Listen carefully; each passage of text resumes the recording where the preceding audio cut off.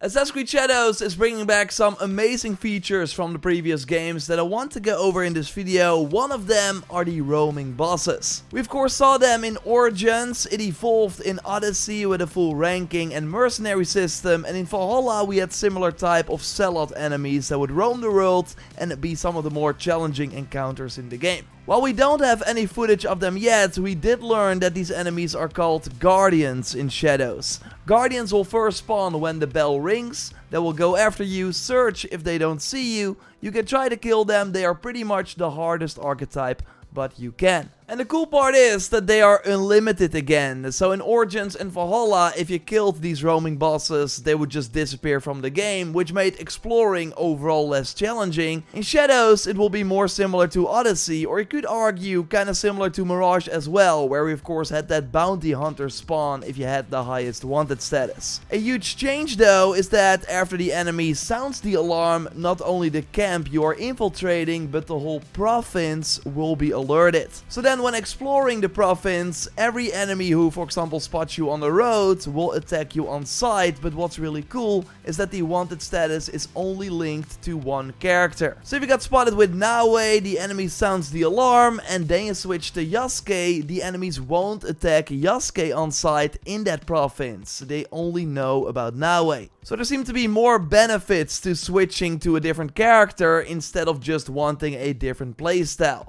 You can also use your scouts, by the way, to remove the wanted status or wait for a season to switch, because that also resets your wanted status. But that is not all. When a season changes, which by the way happens sometimes in the story or otherwise after playing for a certain time, there's no way to manually change the season. But when it does, the power will also shift between different factions in that region, and that sounds a lot like the conflict between Sparta and Athens in Odyssey. Also, after each season, the resources are refilled in places you visited. Sometimes the faction in power will shift, so the resources can be higher or lower in other locations. So instead of one faction taking over the whole region like in Odyssey, it seems that all the factions will remain in the province, but that sometimes one clan has more power than the other, and that means that their camps then have more loot that season, but are also more challenging to get. Like for example, you need to find a key first before you can open the locked door. So yeah, we should expect dynamic systems like in Odyssey, also in Shadows, that will overall make the world feel more alive. Now the conquest battles do not seem to be back, but they will have large scale battles during specific quests, which we also kinda saw in Odyssey,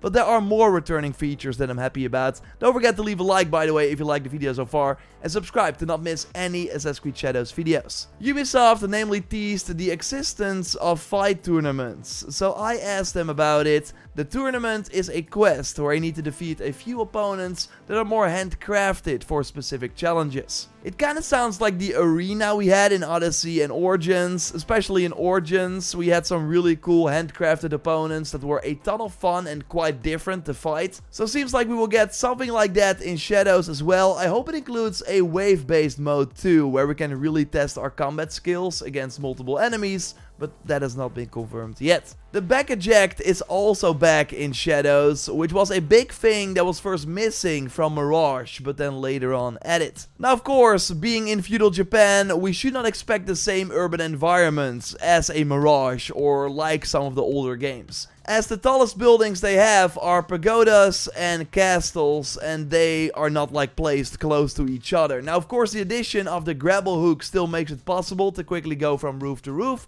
similar to Syndicate, and Ubisoft actually notes that delay has allowed them to improve Naue's fluidity with the parkour, and we should see that in action pretty soon, because the next article that is planned should have a lot of new gameplay of the parkour and just a ton of new info on it. We also learned that Yasuke is able to climb, but not as high and fast as Naue, so as long as he can reach a beam or something to climb, he can. So it seems to be quite similar to the other RPG protagonist, only now with a more painful leap of faith. And we of course know that his only stealth option is his bow, but seems like you need to use special silent arrow ammunition to not cause any noise, and these are limited.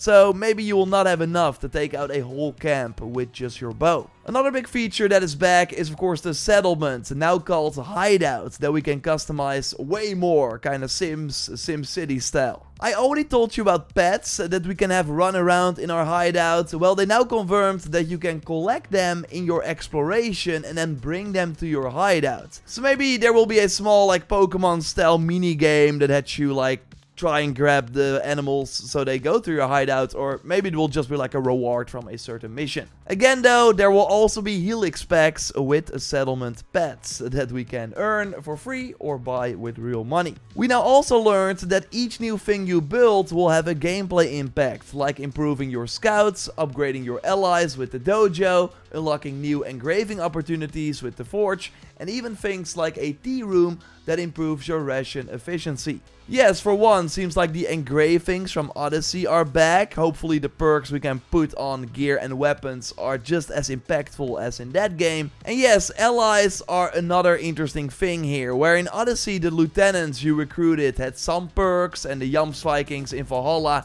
would behave different depending on the weapons they had equipped. In Shadows, there are only a few specific characters that can become your ally, but they should be way more fleshed out with their own story, quest, and also abilities. So some of them are fighters, while others are shinobi, and you can pick one or two to help you out in combat or during stealth. So that's kind of like the call to arms ability from Odyssey, or way back of course what we could do in Brotherhood, but then more fleshed out. Because what they are talking about is that with Yasuke, you can for example have two stealth focused characters with you that then quietly assassinate targets while you get their attention. So your loadout is not only based on your gear, weapons and the abilities you decide to use, but also which characters you bring with you. And there will be helix packs with outfits for these characters. I cannot show you an image of this, but we do see that there are 6 characters seemingly that we can recruit. And as you progress and bring those allies to your hideout, it should feel more alive. The hideout is a gathering place for our league, allies, friends and lovers once recruited or befriended,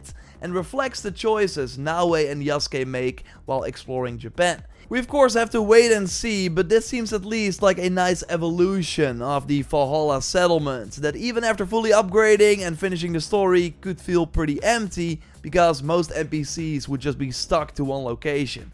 I hope that's different this time. We also recently saw a story trailer tease with, yes, our first look at the Templars, a door that Naoe can open with her hidden blade, similar to what we've seen before. I broke this down and talked about some other recent news from Ubisoft at the end of 2024.